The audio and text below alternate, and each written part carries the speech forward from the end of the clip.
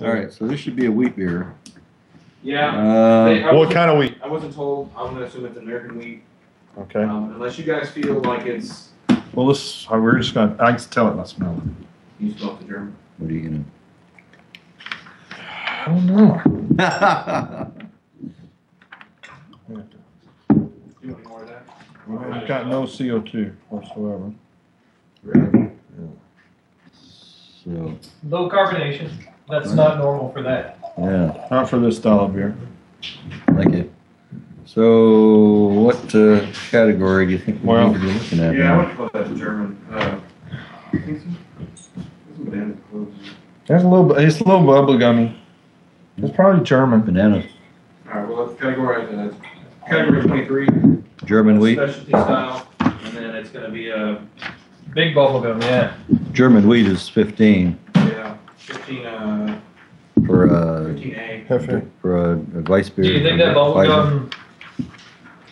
Now, here's the thing. Great. It could be 15. It could be a flaw if But- it is a.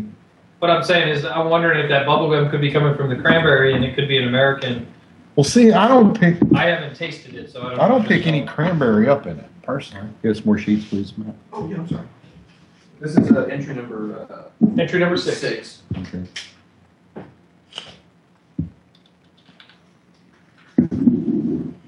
Go. You know, we may need to clarify too when these guys are entering these weird beers like this, what their base style is. Yeah, that's like Brennan was just saying. When you're entering a beer that has some sort of an oddball mentality to it, it enters under one category, which is called specialty beer, and or this one, which would be spiced herb and vegetable beer, which you can add quite a bit of different things to it. But Oh, it's No, this would be a fruits beer. fruit beer would be category 20. I'm sorry. so category 20, 20, excuse okay. me. So essentially, though, this is saying we're entering a beer with a fruit flavor, and we want this fruit flavor to be prevalent. So this fruit flavor, we're calling it out as this fruit. But you also have to base it on another style. So you're saying, okay, well, I'm going to call it out. It is a fruit wheat like this is, but you need to specify which type of subcategory for wheat, which can be under, and because wheat beers, German and American varieties are under two totally different classifications. So they're under a completely different category, not just subcategory. I mean, they taste completely Way different. different. Right. A lot of times when I get Indian beers, it's just like, here's this thing to walk off with. And I think that's a common misconception that, and I had the first beer that I entered. Beer is a beer. I made a beer that I crossed an English and an American brown ale, and tried. I kind of mixed it up, used some hops from both, used some malts from both. And it was just kind of a mix. So when they asked me, "Is this an American or a English?" and I was like, I guess call it an American, right? I didn't know, and that's something you don't know when you haven't been exposed to the BJCV guidelines. Well, and that's what's nice about the Masterbrewer competition is it's a good way to get feedback on Oh, you got some. no. What if it's miscategorized? You're just slightly off. You can kind of Okay, I'll let you guys back to it. I just was filling some air there. Sure. a lot of banana. A lot of banana. Okay, I get bananas and a little bit of bubble gum Yeah. in there. I don't get any of the cranberries at all. I'm not smelling it at all. No. Add my 2 cents on the flavor during it just because we entered. Don't tell us when we get to your beer. So that's what I'm saying. I'm not going to add my 2 cents about what I'm smelling or tasting or Right. anything in the beers. Yeah. All right, appearances. And this is what's kind of strange is too. Well, I guess it's a little cloudy. It could be a wheat beer. Yeah. Side. Slightly hazy. No head retention, no I don't know if you guys head size. No head. Yeah, there's a lot of sediment in the bottom. Oh, is there? Okay. So if you want That's where all the cranberry is. to, that might be if you guys want to try to pick that back up. There's a lot of sediment in the bottom. Unless it's Yeah, make sure it's all used. around there. I'll try it both ways. I don't know, I don't know how long the sack will have moving. I usually sit on it for a Store it in your car. Right. It's usually in the hot sun by the window. Yeah, that's good. So right now they're going through and just kind of marking through these sheets. And All these right. sheets, we'll post one of these up on the website a link to one of these beer score sheets. The new BJCP score sheets are a lot more simple in their design. They have certain boxes that you can check. So under aroma, if this box is they're going to have boxes that say grainy, caramel, bready, rich, wood, vinous, grape, citrus, berry, grassy, herbal, piney, all these other different characteristics.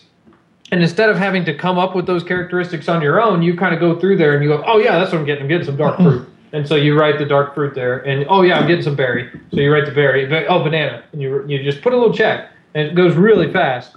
And then you're able to just put what you think on the numbers. There's not a whole lot of, I don't know how to, I expect a little more body. Mm-hmm. I'm not tasting banana as much as we can smell it. Right. I don't really get a whole real strong cranberry flavor as well. I mean, maybe just a little bit there. If I didn't know I had cranberry, I wouldn't be able to distinguish it at all. Excuse me. Excuse me. Bless Thank you. you. Allergic to beer. That's not a good thing. Poor guy.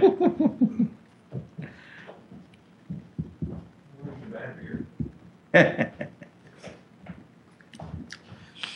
a bit dry in the finish. Mm-hmm. That's interesting. So it's not a real sweet beer. Yeah.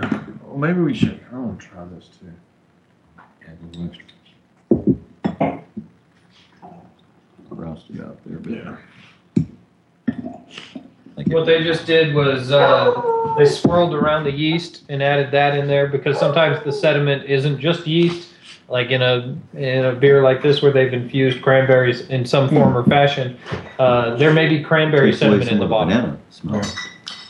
Now, and one of the things in a Hefeweizen, especially yeast, is a very, very important flavor component of Hefeweizen. So, unless a lot of times they'll settle out. You really want to rouse the yeast back into it because that's a really. But we didn't know that it was. We didn't know if it was American or as a Hefe. American, you want to keep settled out. Right. That sort of took, to me, the fruit flavor out to somewhat. That's interesting. Yeah. Brought the yeast more in, is that what you're saying? That's what I'm thinking, yeah. So the yeast covered up the fruit flavor. It actually brought the clove flavor out a little bit. Mm-hmm.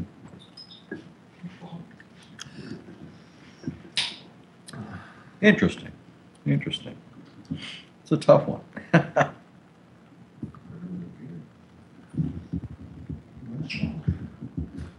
Isn't that? Yeah, that's a Grolsch, isn't it? Winton Munster? No.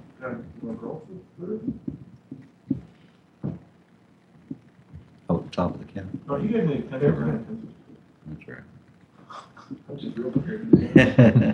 I prefer a pen as opposed to those pencils that you have that snap every 2 seconds the lead. Yeah, I need to get thicker leaded pencils. Yeah. I can't write with anything under a 0.7, 0.07, whatever it is, and I usually use a 0.09. I pretty much at this point better use like a lumber crayon when I'm actually writing it. Well, clove and banana are okay for a German Right. white. Well, and here's the problem in a fruit spice category.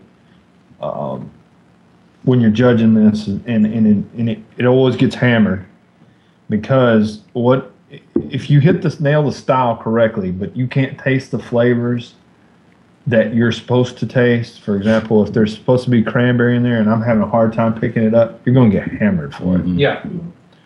So even though there may be and me personally, if I would have brewed this, I wouldn't have entered it as a cranberry wheat. I probably would have just entered it in as a Hefeweizen. Mm-hmm.